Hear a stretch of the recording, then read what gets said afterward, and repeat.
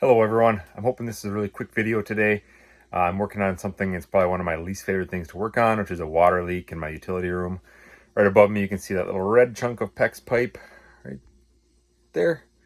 That's what I opened up when I found a leak dripping on the floor. So that was done probably about 15 years ago when we moved into the house. It's a connection between PVC piping and PEX piping, which is what the plumber used to do the rough in on the newer portion of our house, which is upstairs.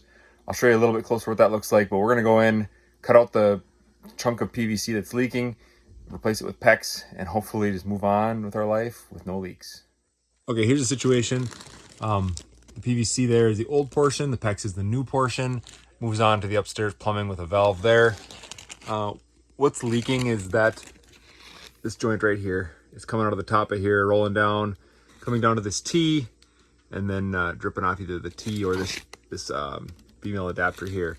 So what I'm going to do is come in here, we're going to cut this thing off there, we're going to cut it off somewhere up in here. I'm going to add a valve so the basement hot water can be isolated, and then we're going to replace that all with PEX and see how it goes. So what I've done here, I've done a little bit of work ahead of time.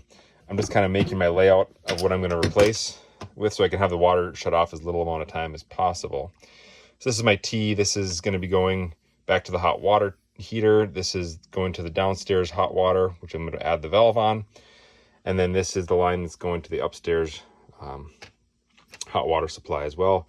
So I'm getting that kind of measured up to how I want it to be. And then once I have this ready to go, we will isolate that water line, shut off the hot water basically, and then drain it, cut it open, and insert this.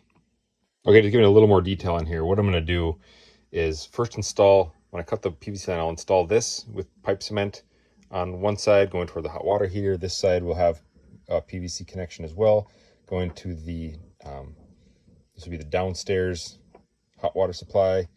I'll glue those on first, and then we'll go ahead and put on the other parts that thread, which is the male adapter for the PEX piping, male adapter for the PEX piping. Once those are in, and then I can cut to length exactly what I need to make this work out. I need to put a piece of PEX in here too, so I'm waiting till I know my exact measurement before I put that in.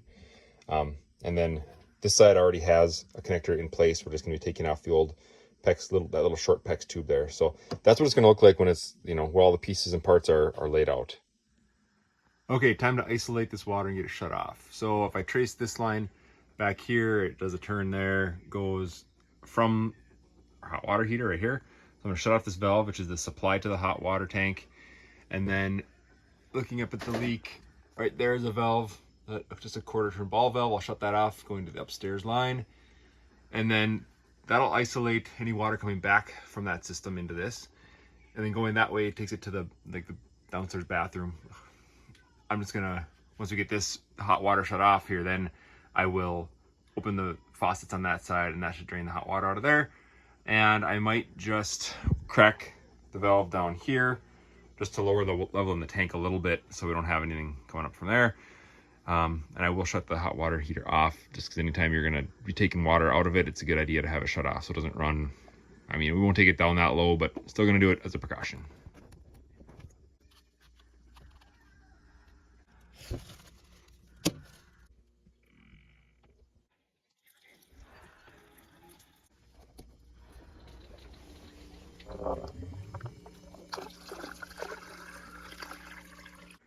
Okay, so I can hopefully avoid the dry time waiting with the PVC glue if I thread these in first. So what I'm going to do is put a little bit of Blue Monster pipe thread sealant on there. This is some pretty high quality pipe sealant, thread sealant.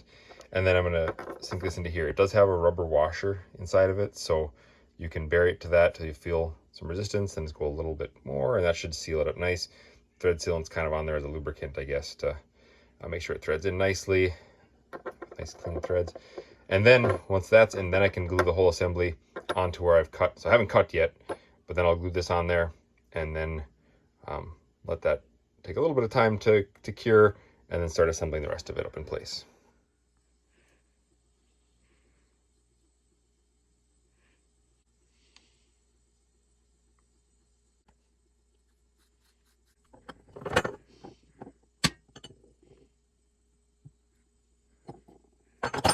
Yeah, just to show, I have two different types of female adapters for the PVC.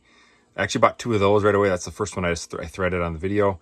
And then I had this one that's also got a metal insert for like directly going to brass. Like, so you have metal on metal threads, because sometimes the problem with these is if you torque them too much, they can crack because you're going metal into plastic. Plastic will give.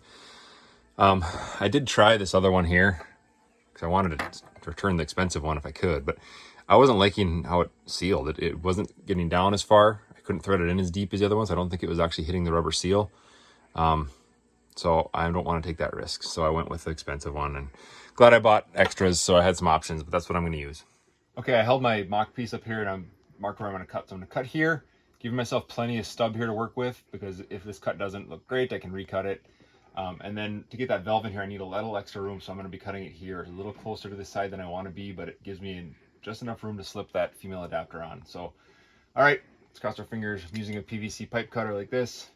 Trying to need it nice and square as possible and not cut the electrical line would be nice. All right, here we go. I'm hoping this pipe is not too brittle to be cut with this method. Well, it's certainly brittle. Okay. So it broke, but it's actually not that bad. I can probably work with that. And at least water didn't come gushing out either. So, okay, let's try pipe number 2, or cut number 2 anyway.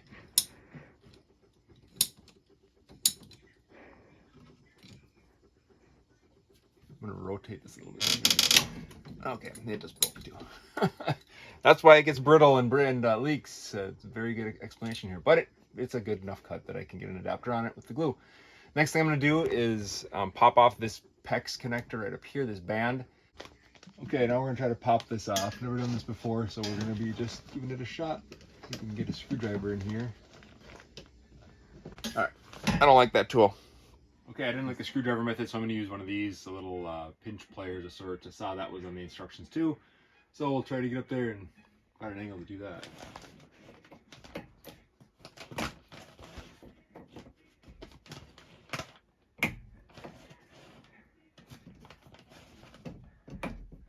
There we go.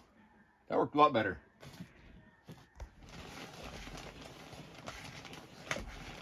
There we go. All right, we're disassembled. Okay, here's a little close-up of what we're left with. That didn't cut great, but probably acceptable. I might try to take a utility blade and just cut that little tab off there. Over there we have a similar deal. A lot harder to cut that one to make it flush. And then there's the end of that valve. I took some vinegar and a toothbrush and brushed off as best I could some of those deposits. It should still seal up pretty well. So now we'll go ahead and fix these up. I have a little bit of sandpaper I'm going to use. What is this? 320 grit, just to clean the surfaces a little better. So the outside, when it makes that glue seal, it's going to be on a clean surface. Okay, purple primer is the first step for connecting PVC parts together. I'll show it this way. Just run it around a few times. Get it nice and clean, chemically clean. Writing, which I see it did erase the writing on the pipe, so it's doing its job. It's cleaning it really well. With this old PVC, I really want it clean. It's been there for a long time. Okay, that's that. We'll let it dry. Okay, we're all dry everywhere. There's a little purple residue on everything. I'm using OD brand all-purpose cement for PVC, CPVC. Like I said, you don't want to overdo this stuff. So what I do is kind of scrape a little bit off, and then I go around the male end a few times. Then I go inside the female end a few times, and then back around the male end again, just to spread it out. And then when I slide it in, you just push it on and do a gentle quarter turn as you're pushing until it seats right there. And that's that. I do seem to have a little more than I want in there because it's starting to develop a drip, so I'm going to go ahead and wipe that off, but that's the idea. Okay, you can be done. All right, folks, here's the dry fit of what I made here. Everything is lined up. I don't have all the clamps secured yet. I'll do some of that on the video, but that's the original valve. Comes down to my T, splits, and then there's the new valve. Maybe I was a little overzealous putting that valve in. I don't know. It made things pretty tight. Actually, what I should have done is cut this back further. I ended up using such small stubs here. I was using the minimum size, which is like basically 1.5 inches, just over that, so your inside nipples don't hit each other there. So I had to use real small pieces to make the fit together. Not real pretty, but it should do the trick. So your band should be spaced 1/8 to 1/4 of an inch from the flat end of your fitting there. So I have them all pretty much lined up how they should go. Now I'll go through and crimp them in. Then we'll allow that PVC cement to dry for another couple hours before we energize this line with some water pressure. Okay, so like I showed before, this is the Pex crimping tool. The nice thing about this, it will not release the tab until you've pinched it all the way in and it's closed itself, then it will release. So if you ever close it and you think you should be done with the crimp, nope, you got to squeeze more. So I'll show you how it works. I'm going to twist this one a little bit so I don't interfere with this. Put those little jaws over that ear like that, and then to start squeezing it. Takes a good deal of force to get it closed. There we go. That's how it goes. We'll do the next one here.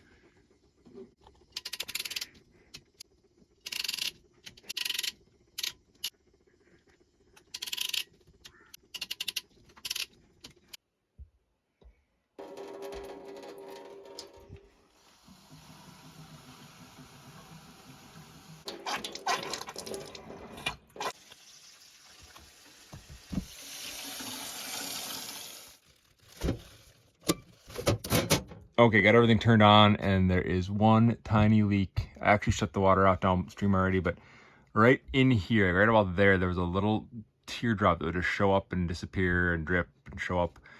So there's apparently a crack in this pipe somewhere. Really tiny.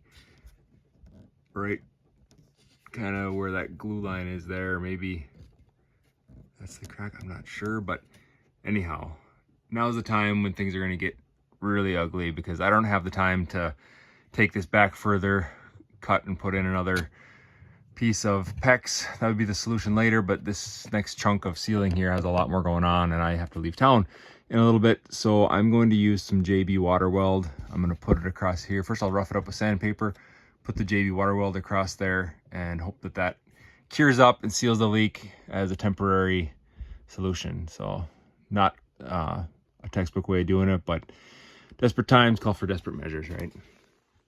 Okay, so this is just a 2-part epoxy.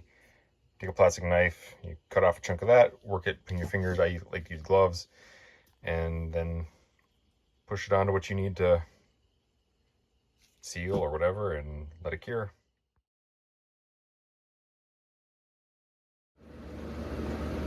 All right, folks, we put that WaterWeld on there and let it cure for a few good hours, and turned on the water, and we don't have any leaks, so it is leak-free for now, and hopefully for quite a long time. But just knowing how things go, I'm going to leave the sealing down from that little area just in case we need to get back in it. But for now, it's an ugly fix, but it's a fix. So I hope that helps you if you have a water leak, and good luck with your projects. Thanks for watching.